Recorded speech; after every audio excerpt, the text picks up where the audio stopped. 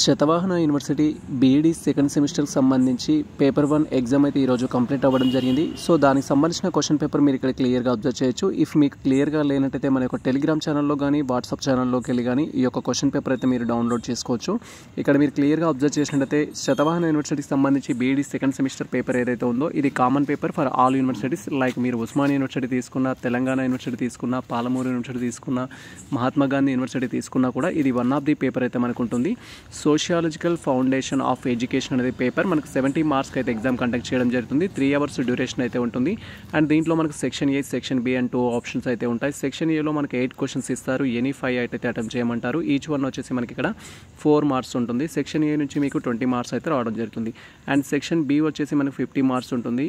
టోటల్గా మనకు 8 క్వశ్చన్స్ ఇస్తారు. ఎనీ 5 అయితే అటెంప్ట్ చేయాలి. ఈచ్ వన్ వచ్చేసి మనకి ఇక్కడ 10 మార్క్స్ అయితే ఉంటుంది. ప్రీవియస్లో మేము ఆల్రెడీ ఈ సబ్జెక్ట్ సంబంధించిన ఇంపార్టెంట్ టాపిక్స్ పైన డీటెయిల్ వీడియో అయితే చేయడం జరిగింది. ఏ క్వశ్చన్స్ అనేది ఎగ్జామ్లో ఎక్కువగా రిపీట్ అవ్వడానికి ఛాన్స్ ఉంటుంది అనేది మీరు ఆ వీడియో చూసినట్టయితే మీకు క్లారిటీ వస్తుంది. ఇది ప్రజెంట్ మనకు సంబంధించిన అప్డేట్ అయితే.